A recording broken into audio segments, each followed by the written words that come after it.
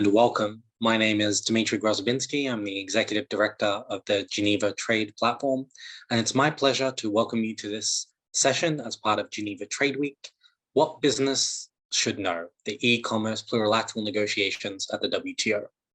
For those who may not be aware, plurilateral negotiations at the World Trade Organization are initiatives by subgroups of members, so less than all 164, but often dozens or hundreds, that attempt to advance areas of trade policy in areas where perhaps consensus among the full membership may be elusive, but where there is appetite to see what more can be done through the multilateral trading system.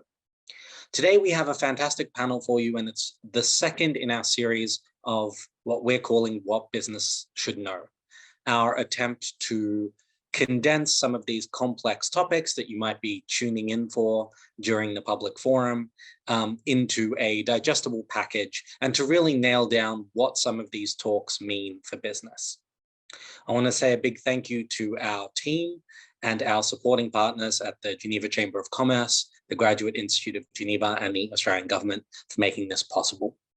Today, we have a stellar panel for you. We have Rashmi from a policy advisor at IISD, Ingrid Serup, a trade policy advisor at the Confederation of Swedish Enterprise, Jean-Sébastien Roure, senior officer and business and trade policy at the International Trade Center here in Geneva, and Mr. Wataru Aikawa, first secretary at the Permanent Mission of Japan to the International Organizations of Geneva, Japan being one of the co-conveners of the e-commerce negotiations. Welcome to all of you, and thank you for joining us. Mr. Wataru, my first question might go to you. E-commerce is something that most of us are very familiar with as consumers, and I think many understand the importance of e-commerce to business, to development. But I think there's less awareness of what trade rules and specifically negotiations around trade rules might mean for, might change for business. So I wonder if you could share with us what the co-conveners of this initiative, what you are trying to achieve through these e-commerce negotiations, and specifically what an outcome might change for business on the ground. Thank you, Dmitry. My name is Wataru Aikawa. My first name is Wataru, and my last name is Aikawa. I think it's quite difficult for pronounce and identify what would be the first name and the last name for Japanese people. So my name is Wataru Aikawa, and I'm working as past secretary of Japan mission to WTO. And as I was introduced, I'm working as a co-convener of a joint statement initiative of WTO. So I'm happy for talking about what we try to achieve in our negotiation, particularly related to business aspects. I think now we are discussing international rule regarding e-commerce and digital trade. I think since 21st century, the digital infrastructure, including internet, broadband, and mobile cell phone, has been rapidly developed. So in that sense, I think digital trade and e-commerce has been vital pieces of our economy and society. And every day we do online shopping or e-payment internationally or domestically, and supply and demand of, the software or ebook or online movie distribution services has been exponentially increased. And in my home, I every day rely on iPad in order to calm down my daughter, because she really looks like Peppa Pig or Baby Shark. So in that sense, I think this kind of digital trade and e-commerce is already widespread in our society and economy. And statistically, I think the trade volume of digital goods has been increased, and cross-border data flow has been also increased. And this kind of e-commerce and digital trade has been expanded even under the COVID pandemic. So I think now it's quite important for us to have unified common international rule for e-commerce and digital trade. I think it's good for us to just consider the very simple case where we could purchase goods or subscribe services online internationally. In that case, I think from our perspective, we are distant from, sellers. So we cannot meet with sellers in person. So in that sense, there will be some risk of, for example, a deceptive or fraudulent transaction. So in this sense, I think it might be useful for us to prevent such kind of deceptive or fraudulent transaction. And in another case, if we purchase something and if we have a contract online, I think the contract is not necessarily a paper-based. The contract is something like electronic form-based contract. So it's quite important for us to ensure that this kind of electronic contract could be treated as equally as a paper-based contract. Including e-signature or e-contract or e-invoicing or something. And in another case, if we purchase particularly physical goods internationally, I think we need to take custom procedures in order to import or export something. So in that sense, I think digitization or simplification of custom procedures would be really important in terms of reducing the lead time between sending goods and receiving goods internationally. So all these issues could be already addressed in our negotiation. And in another case is that if we purchase something like a digital product, including software online, there will be an issue of custom duties. So if we purchase software that will be embedded in the CD, I think this could be regarded as goods and custom duties could be imposed on it. But if we purchase software virtually, without any kind of physical media, or if we subscribe software as a services, I think it's quite ambiguous whether custom duties could be imposed on these software or services. So I think from business perspective, I think it's good to have a common understanding and complete rule whether custom duties would be imposed on it on these cases. And also, if we purchase software online internationally, I think there will be another possible issues. In some countries, the government may want to request software providers to disclose the source code, including algorithm of software. So if it happens, I think there might be some risk of, the disincentive for a business perspective to invest more in that countries. And yes, I already talked about, online consumer protection or the legal equivalence between physical contract and e-contract, and simplification and digitization of custom procedures and the custom duties on electronic transmission and software source code or something. But all these issues could be already discussed in or touched upon in our negotiations. And we could also see another potential issues, for example, how we can prevent a spam email, or how we can ensure the consumer data protection. All these issues could be discussed in our negotiation, and actually is already discussed in our negotiation.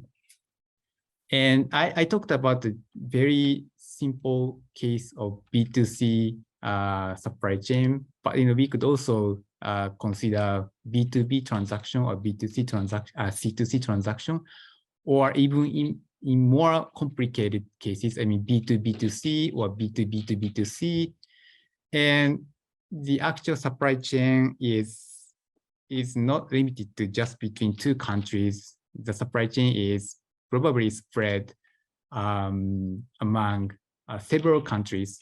So in that sense, I think from business perspective, it would be good for us to have common understanding and common rules for e-commerce and digital trade, given that the e-commerce and digital trade is widespread all over the world. And particularly, I think the most important element of our negotiation is how we can create a common rule for data flow. Because I think the data supply chain, including data collection, data storage, data flow, data processing, is the basis of current business activities. But we already see that there will be some different rules all over the world. Some countries may want to pursue the free flow of data, and other countries may want to think highly of the protection of personal data as a human right. And some countries may want to ensure the data protection or cybersecurity. So in that sense, I think we already see some divergent rules all over the world. So we need to make these domestic rules interoperable by having a common trade agreement, so that we can contribute to a free and foreseeable business environment. And this kind of rulemaking has been preceded in FTA or ETA or RTA context. But now we already started to discuss in WTO context, even not all WTO members. We already have 87 members, and we started to discuss for these issues. So if we can successfully conclude, maybe I think they will be the biggest trade agreement of regarding the e-commerce and digital trade. That we are trying to achieve here. I will stop here, and if you have any questions or something, please let me know. Thank you.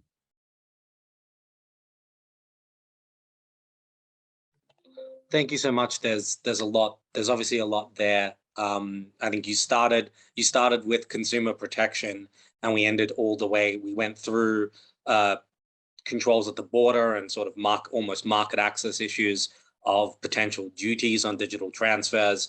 We talked about what you're hoping to do around supply chains and different kind of business models between business to business, B2B, all the way through multi-step business to consumer to business models. So it's certainly an ambitious agenda.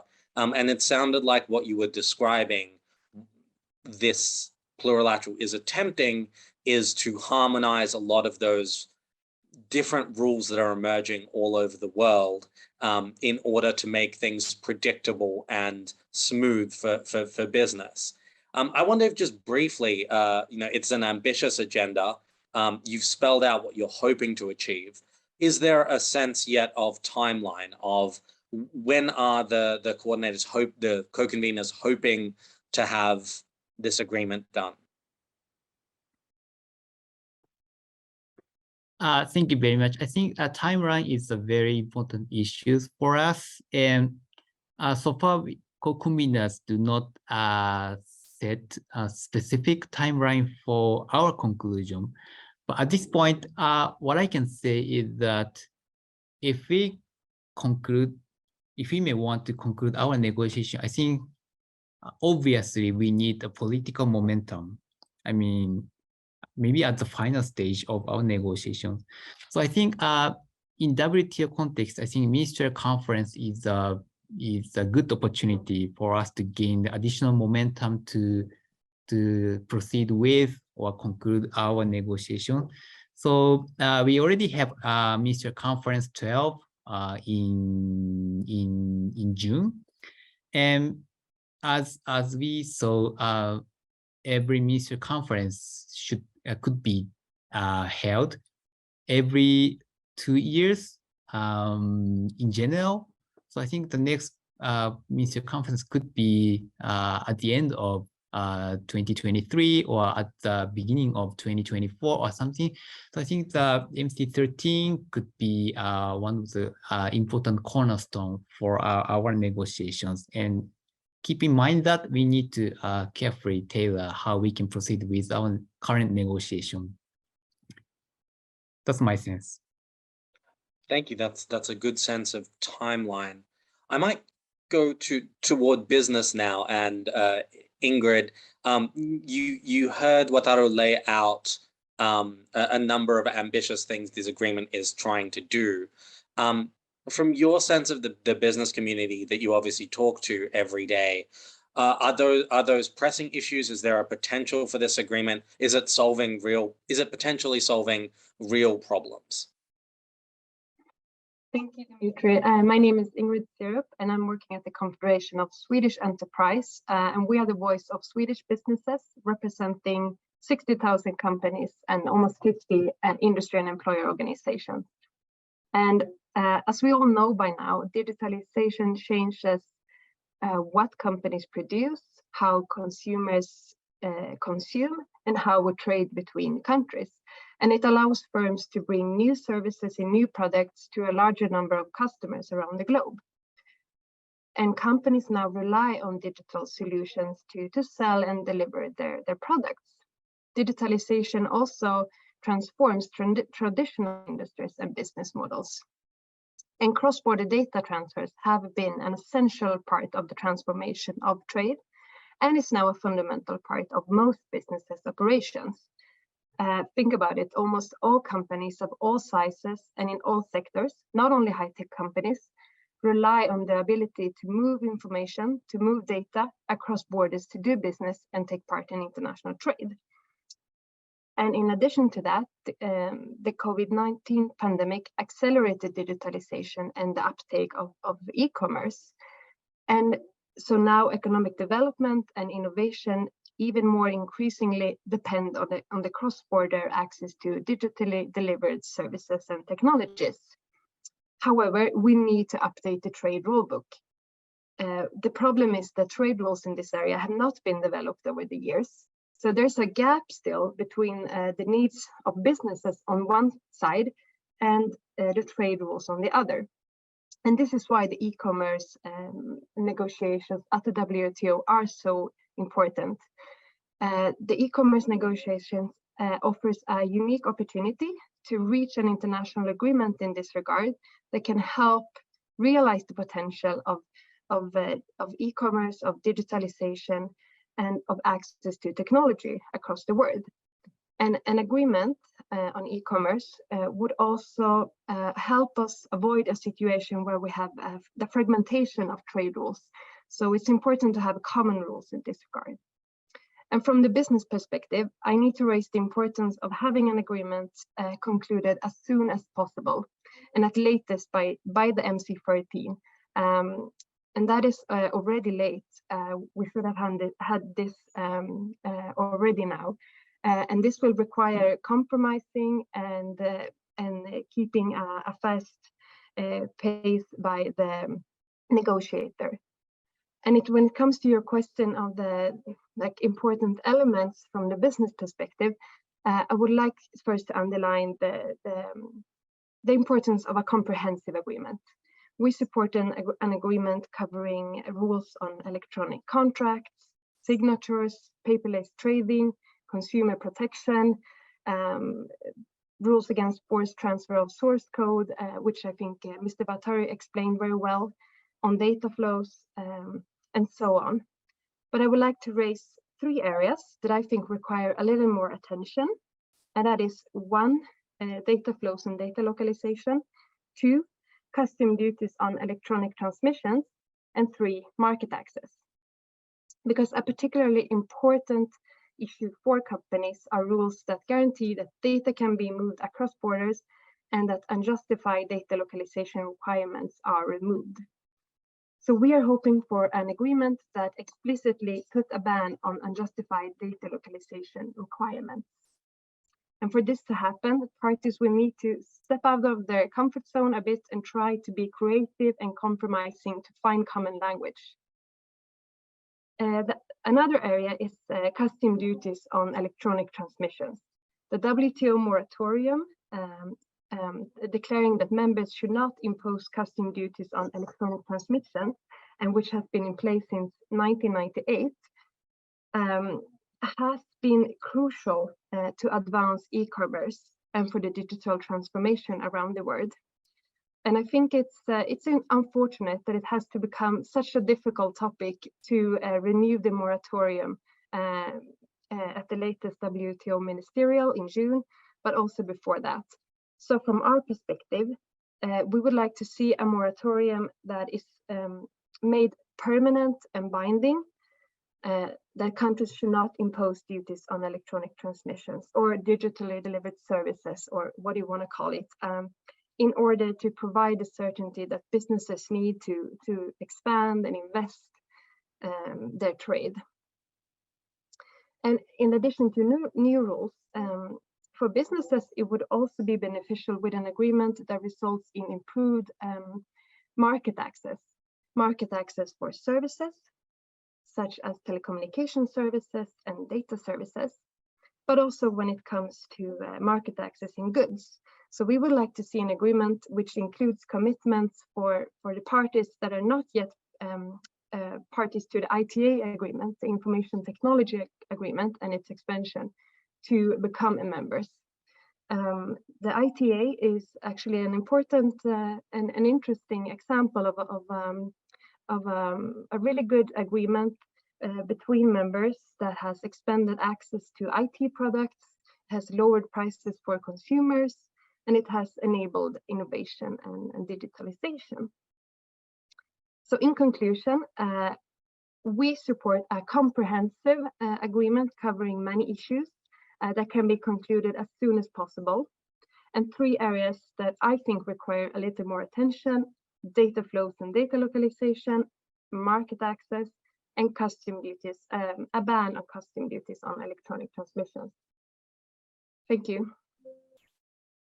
Thank you so much, Ingrid. It's always really interesting to have the voice of business directly speaking in the Geneva trade conversation, because it so massively changes the tone. You know, for you, a conclusion by MC 13 would be about as late as you can as you would find acceptable. Whereas I think, you know, if you talk to negotiators, everyone is always thrilled if you can say, oh, we might be able to get an outcome by the next ministerial. Isn't that quick? So it's fascinating to hear the impatience of the business community and how pressing some of these things are. It's also really interesting to hear you talk about the moratorium on electronic transmissions. For those who don't follow these issues day to day, this is an agreement among members that they will not attempt to impose customs duties on things that are electronically traded across borders. So downloading a song from another country will not face a customs duty. And this was one of the most controversial and hot button issues at MC12, which just passed in June, where this moratorium was due to expire and has been extended for a brief period of time. In the debate around that, I think there was some commentary that said, well, no one's really sure exactly what charging a customs duty on a electronic transmission would even look like.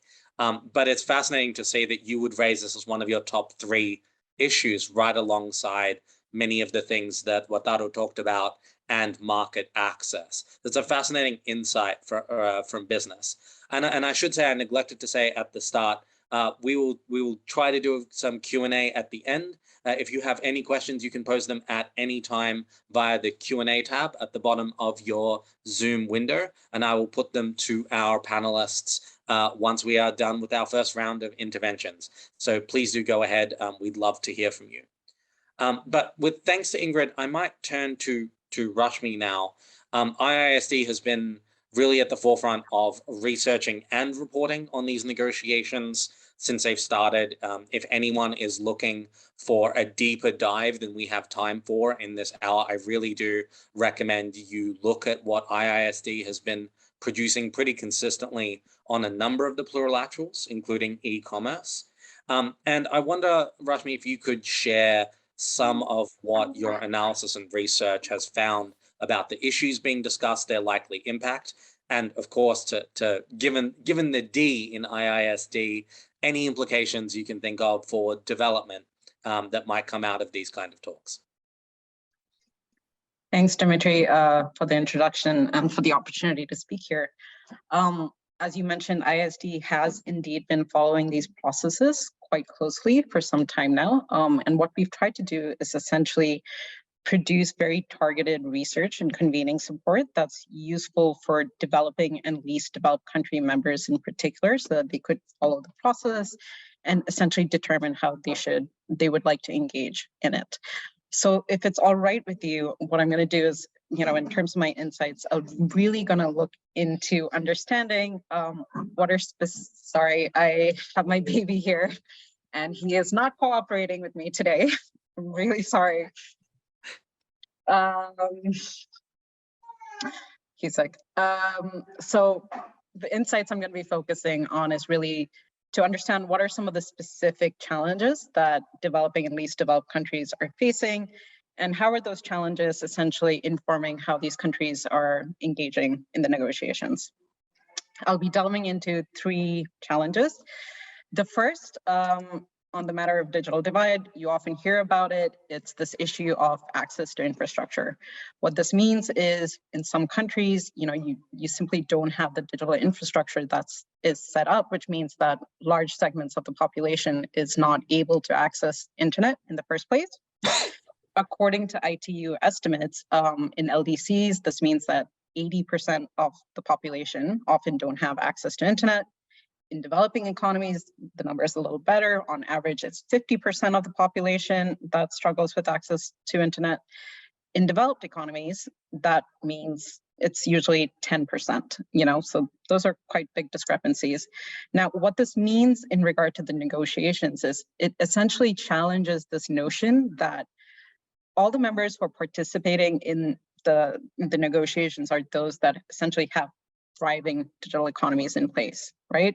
And what you find for some of these members, it's, they're not in a position necessarily at present to even to be interested in the more advanced rules on, when it comes to creating predictability and stability for digital trade.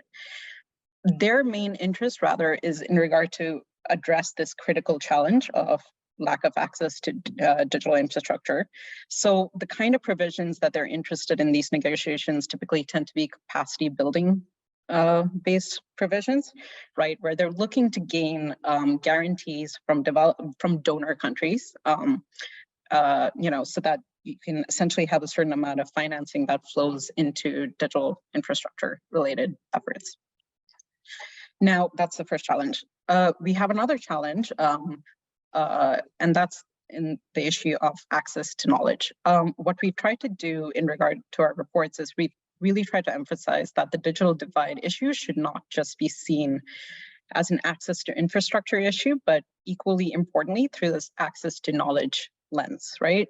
We know that data in its raw form doesn't hold much value. Rather, its value is, gained through analysis, processing, through becoming digital intelligence, essentially.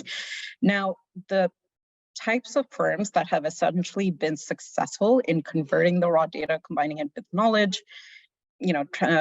extracting that extra surplus value, aren't firms that are typically based in developing and least developed countries. According to UNCTAD estimates, essentially 90% of the market capitalization that goes to digital platforms tend to go to firms that are based in China and the United States. 4% goes to the EU, and 1% tends to go to African and Latin American-based companies. So what this means in regard to the negotiations is that there's this sense that the gap, competitiveness gap that is existing between some of the domestic firms in developing and least developed countries in regard to the lead firms in China and the US is very, very wide. And essentially, for some of these countries, the concern is like there's no opportunity to essentially catch up without the use of industrial policy measures. So when they come to the negotiations, you know, the measures that tend to matter for them are those relating to data flow, localization, source code, market access measures. And what they're trying to determine is, okay, is it more beneficial for them to essentially implement like an open market regime where, you know, there aren't many restrictions in place, jump into a GVC, learn from the lead firm, upgrade, or is that not a feasible business model really, and that delivers in time? Rather, do they need to essentially safeguard a certain number of public, you know, policy flexibilities where they're, you know, able to then implement certain kinds of industrial policy strategies, you know, whether it's like source code transfer requirements or data localization requirements, and then essentially our market access assumptions, you know, just so that it essentially gives these infant industries time to grow and catch up. Now, I'm not saying which mode is better. I mean, I think it's really dependent on a country by country basis, but it's just to, you know, like showcase that this access to knowledge issue, kind of the way some of these countries are approaching it is from, okay, how much policy space do we need to apply industrial policy related matters for competitiveness-based issues? The third challenge, I think I might be running out, so I'm going to speed through and probably use way too many acronyms, but it's the issue of regulatory capacity. Now, I believe that Mr. Aikawa, you know, in his introduction, right, he mentioned that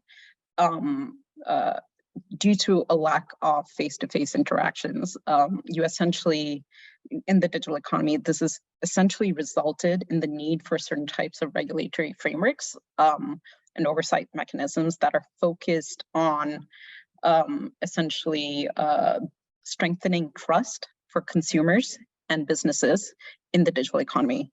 Examples of these frameworks include consumer policy mechanisms, privacy, cybersecurity, competition policy, among others, right? Now, when it comes to these kind of frameworks, what's useful for developing and least developed countries to, you know, when they participate in negotiations is it kind of gives you an overview of all the relevant frameworks that are important for like strengthening trust-based relations for consumers and business in the digital economy, right? So, and not only does it provide that overview, but depending on if they're able to essentially negotiate certain kinds of S&D, like special and differential treatment commitments, notably in the form of like the TFA model, there is a potential that they can essentially get support for the implementation of certain kinds of framework, right? Through donor country financing. So that's another angle in terms of this negotiations where essentially the challenge of regulatory capacity could be potentially addressed if there's adequate S&DT kind of measures put in place. I think I ran out of my time, but hopefully that's useful. That's tremendously useful. Thank you, Rashmi. Just for those who may not be as familiar with WTO agreements, the TFA model Rashmi referred to there, the Trade Facilitation Agreement model, was a rather innovative way that one of the recent deals at the World Trade Organization was done, which basically had all countries commit to a range of measures, but it gave developing and least developed countries the ability to say that I will only implement this specific change that I need help with once I have received sufficient help to, for example, build a single window portal in order for all of the documentation that you need in order to import something into my country to be on one website. I do commit to do that, but I only commit to do that after I have been given the assistance that I need. And I think Rashmi was referring to some of the things that that Wataru was listing as potential commitments in this deal, that one way you could see more developing countries signing up to them is if they worked in a similar way, where the commitment only became binding once support had been received to implement it. Is that fair, Rashmi? Wonderful. It's really interesting to hear IISD's kind of research on this. It's a really good insight, I think, into the reticence that some developing countries have shown. Not all of them by far. I think a large number of developing countries have joined this initiative, but many haven't. And I think it's useful to understand, to look through that framework. But I wanted to go to Jean-Sébastien now. For those who don't know, the International Trade Center works on the ground with small and medium enterprises to essentially strengthen their ability to compete internationally and to trade. And I wonder if you could share some of the things that ITC has seen and heard on the ground in terms of the challenges that developing country SMEs are facing in trying to access the benefits of e-commerce, and where something like a plurilateral rules framework or an improved even multilateral rules framework might be of some assistance. Yes, good morning, everyone, and thank you, Dimitri, for the opportunity. It's a pleasure to be here. Indeed, the ITC is actually an organization, it's a joint organization of the WTO and the United Nations, and our mandate is to assist SMEs and MSMEs to internationalize and to connect to global value chain, including through e-commerce. So as it was said already this morning, the negotiation covers a lot of elements, from e-signatures to e-authentication, data governance, privacy, trust, consumer. It's a very long list. It's difficult to say that some of the elements are more important than others. In my view, all of them are equally important and form an integrated framework to enable e-commerce globally as well as locally. As you mentioned, ITC provides technical assistance on e-commerce in many countries. We work both to improve SME capacity and to help to create conducive policy environment. So based on what we have learned throughout on the ground project, maybe let me share a few thoughts on how the GSI negotiation can help small businesses in developing countries. First, the outcome of the negotiation will provide legal certainty for e-commerce companies. Many countries, especially the developing ones, still don't have necessary laws and regulations governing e-commerce, as it was mentioned. In our stakeholder consultations with private sector in these countries, companies tell us that they feel their e-commerce operations are in legal gray zones. And the top concern is that someday the government will enact new laws and regulations that can have a significant negative impact on their businesses. This is especially a big concern for companies dealing with e-payments, personal information, data processing and storage, and express delivery services, because these forms of businesses are new in the countries and the legal landscape is not clear. The WTO outcome provides guidelines for companies to build an enabling legal framework for e-commerce on issues such as privacy, data regulation, cybersecurity, e-payment, etc. Governments participating in these negotiations commit themselves to subscribe to these bindings or non-binding rules, and therefore can provide greater legal certainty for e-commerce companies. Second, the WTO outcome can help companies reduce operational costs. We have always known that different national rules increase compliance costs because companies need to invest in developing different solutions for different countries. So companies need to, for example, research on the data and consumer protection regulations across countries to ensure legal compliance. Larger companies can absorb such costs by spreading them over large amounts of transactions, but smaller companies may find such costs prohibitively high and therefore can only offer to focus on a few countries. The WTO negotiation can provide harmonized rules that can significantly help companies, especially SMEs, to reduce compliance costs. Third, as in other trade negotiation, the process is as important as the result. Participation in the negotiations can actually help developing countries build a stronger domestic regulatory system through the following means. One, enhance domestic interagency coordination. E-commerce involves multiple agencies, each covering their own specific topics.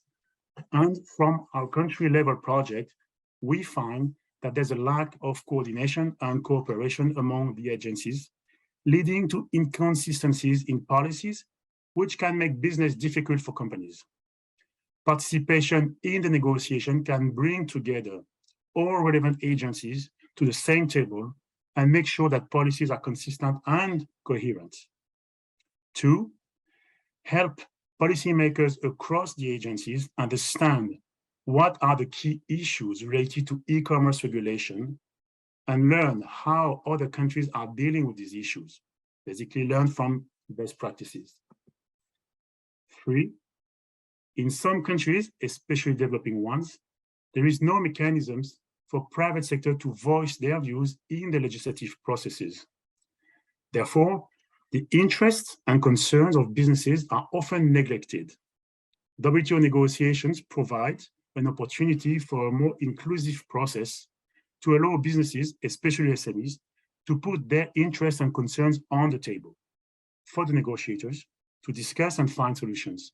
ITC, for example, has conducted global surveys to identify the actual challenges faced by SMEs in cross-border e-commerce and presented those to the negotiators. In our country-level project on policy reforms, we have also organized many public-private dialogues to make sure of inclusive policies and regulatory reform processes. Finally, as in other negotiations, there will be provisions on technical assistance and capacity building. Countries are already discussing setting up programs to help developing countries implement the future agreement to ensure that it will benefit their SMEs.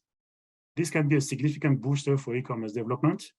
ITC has been providing a lot of technical assistance to developing countries on e-commerce, including building negotiation capacity, reforming domestic rules, and enhancing SME capacity to engage in e-commerce. And we look forward to working together with partners to develop and implement more projects to help developing countries. Thank you very much. Thank you so much, Jean-Sébastien. And I think that there was a lot there to take away. Something that jumped out at me as a point I hadn't necessarily considered before, but which certainly resonates, is this idea of the negotiations serving as a booster for internal coordination. Just the very act of negotiating on something like e-commerce at the multilateral or plurilateral level effectively forces governments to have a conversation among departments that may previously have been holding different pieces of the e-commerce regulatory puzzle, but hadn't necessarily engaged. And in the process of forming a coherent position on something like on a negotiation, in order to be able to come to the co-chairs like Wataru and say, this is what we think, departments all across a government have to be able to get onto the same page. And I think that's a tremendously useful process benefit, setting aside all of the other benefits that you talked about that will really come in once the negotiation concludes. So I thought that was a really interesting point, and I thought it was great that you made that point number one, because it is so important once you've said it. Now we have questions coming in, and I'd love to throw them to some of our panelists. As a reminder, you can throw your questions into the Q&A box at the bottom of your Zoom window. We will not put anyone on the spot and make you read them out loud. I will be the voice of the people, as it were, for this. So we had a first question that it's directed towards you, Ingrid, but I'll also like to give Wataru a chance to come in from a negotiator's perspective. The question is, essentially, wouldn't it be easier for governments to negotiate and agree on provisions for sectoral plurilateral agreements, or effectively subsections of what the e-commerce negotiations are trying to do, rather than trying to do this big sweeping agreement that has many issues in it, and thus many areas for potential sensitivities. And specifically, what's the view of business? Is it more beneficial to have a single large agreement? Is it easier to engage with a single large agreement? Or would you actually prefer sort of bits and pieces sectoral that add up to the whole thing? That's a really good question to start off with. Really interesting question. And yes, I think it could be easier to have sectoral agreements in this regard, but I would prefer still, I think it's important to have one common set of rules for all companies in all sectors.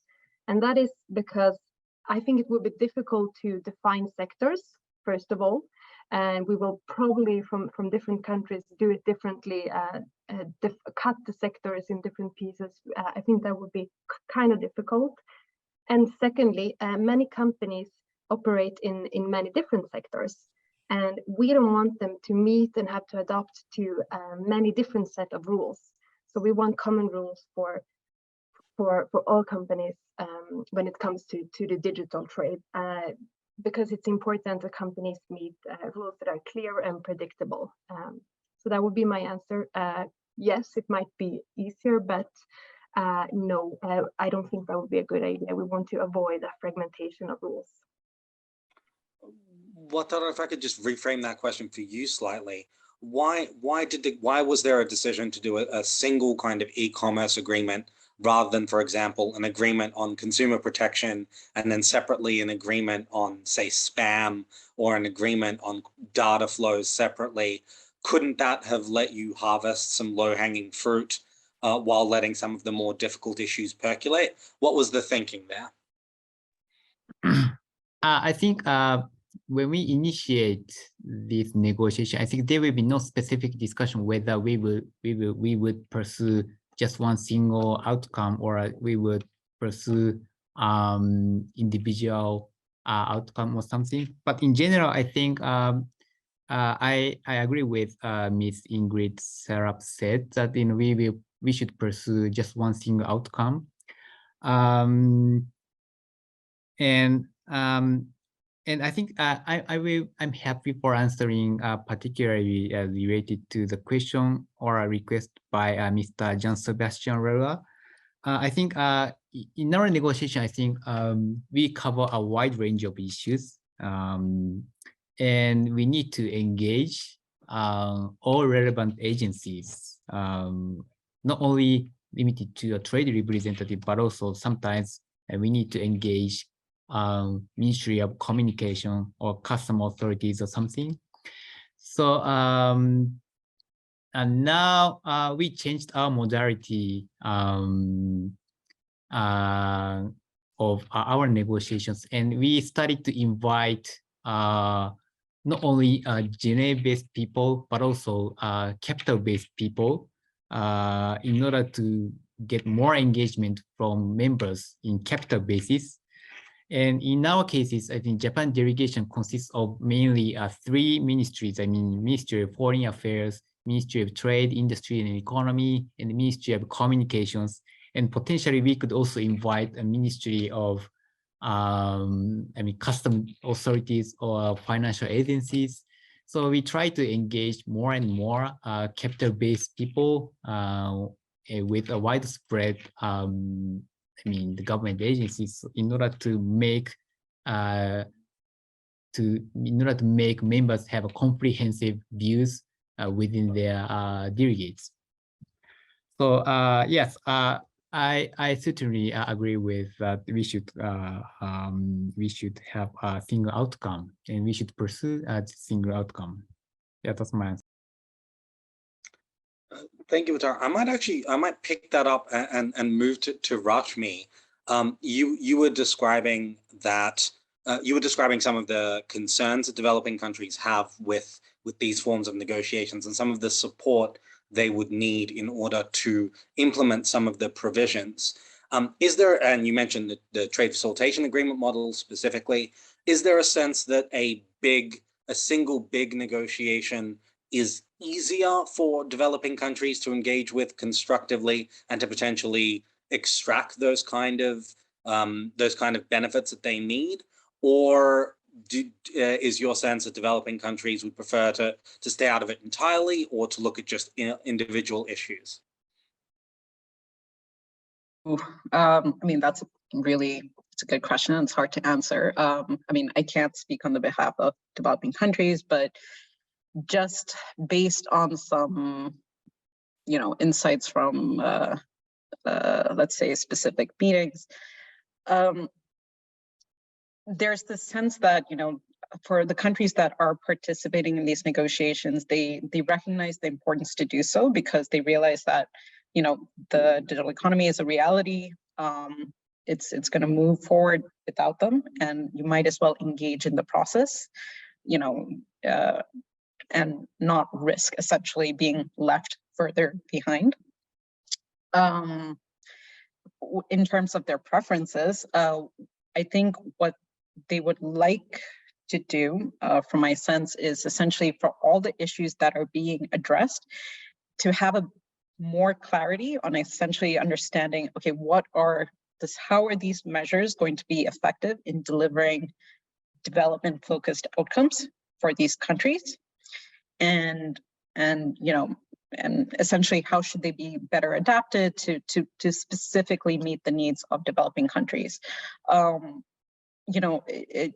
have the sense that countries that are currently participating in the process, they're doing so because they feel like they don't really have a choice, because again, it's moving forward. But one of the benefits that they would like to have from participating is essentially much more focus on essentially better explaining how these provisions can be useful from a development perspective. And like I mentioned, a lot of these countries are essentially still grappling, at the most fundamental level, this digital infrastructure issue, right? Some of the more advanced rules on trade, they haven't really come up with a lot of positions on that. And keep in mind that for many of these countries, they don't actually have treaty practice to fall back on, right? They haven't negotiated any bilateral treaties, with digital provisions, or they haven't even put in place oftentimes regulatory policies at the domestic level focused on digital issues. So a lot of the issues that are tackled are very advanced, and haven't been really thought through. So I think any efforts by the co-conveners to essentially, better explain that dimension is well appreciated. And I just want to mention that the co-conveners have made this effort because there has been this financing platform that has been set up, right, where you essentially, it's specific capacity building support that they aim to provide to developing countries to support them in better engaging in negotiations. So that's hopefully going to bear some fruit.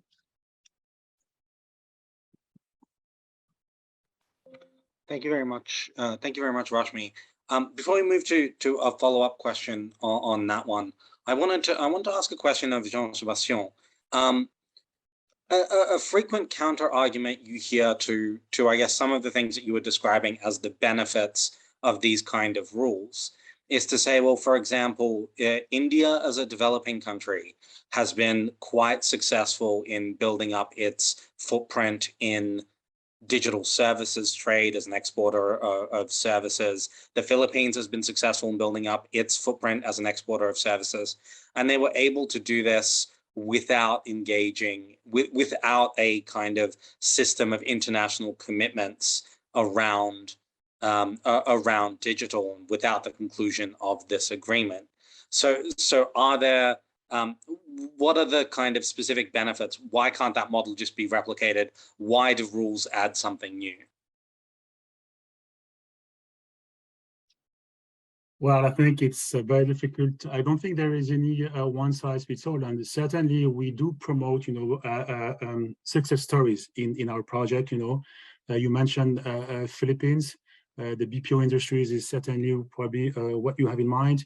We've been promoting this, but I think what matters is we really need to contextualize, the policy reforms that are required for a particular country given its resources, whether they have skilled people or not, So you really need to contextualize this to any particular country, region, whether there is any regional integration processes ongoing, how deep they are. So that's part of the analysis that we do whenever we get into a particular country, when we receive a request. That's the analysis that we need to do in order to understand the potential for e-commerce, the reality on the ground, and based on that, come up with some suggestions, including on the domestic reform, which are required in order to adjust. In some countries, platforms are perceived as the key strategic element to foster the development of e-commerce. We know that platform comes with opportunities and challenges, including from a regulatory perspective. So we are also bringing that to the attention of the local policymakers. So to answer briefly, I think you need to contextualize, with the reality on the ground, and based on that, a strategy is to be developed. Thank you, Jean. I realize I'm throwing very difficult and quite broad, open-ended questions at you all, and you're all reposing wonderfully. So thank you very much. I think we have time for one more question. I did want to get to this follow-up. I think this probably belongs most firmly with you again, Wataru.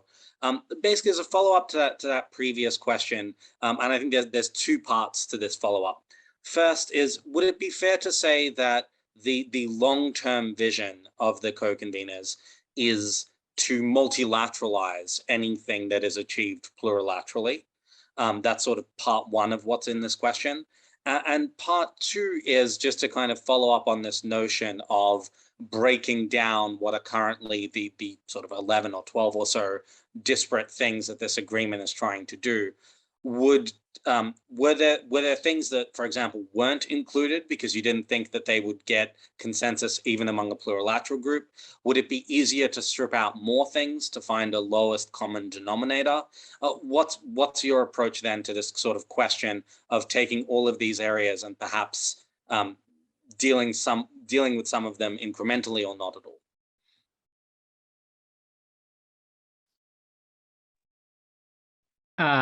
Thank you very much. I think the first question from you. Yes, we started our negotiation in a plurilateral setting. I think ideally we should have started in multilateral setting, but I think as a matter of fact, we started in plurilateral setting as a matter of fact.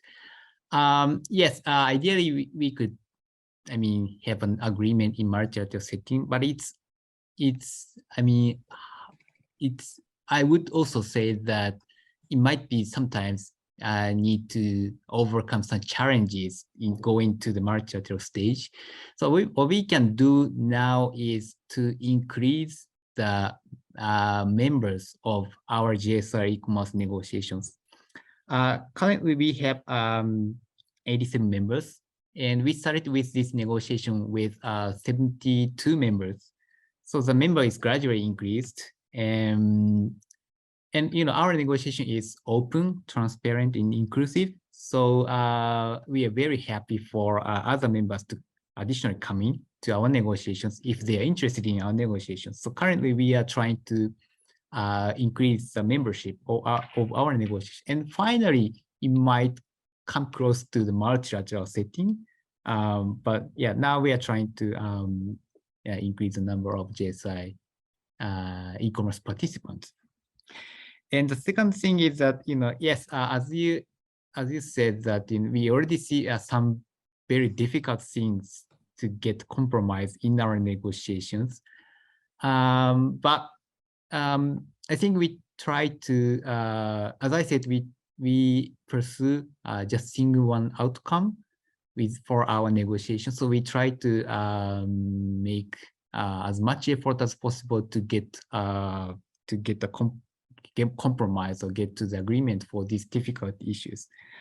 As we already understand that data flow and data localization or moratorium is one of the strong interests of business activities. But at the same time, we also understand that there are very contentious, difficult issues. So maybe we need to solve these issues with the help of our political both at the end of our negotiations. If I'm allowed, I think I want to reply to.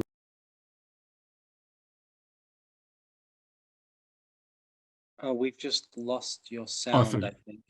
Can you hear me? Yes, now we Yes. can. Yeah, thank you very much.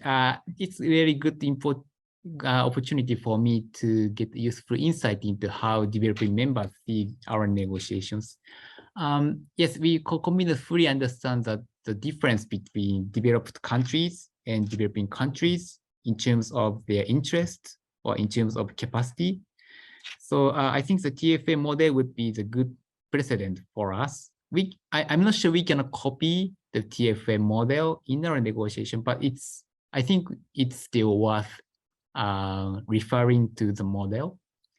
Cominus, we already started to launch some sort of capacity building framework for developing members. And we declared the launch of the framework at MC12.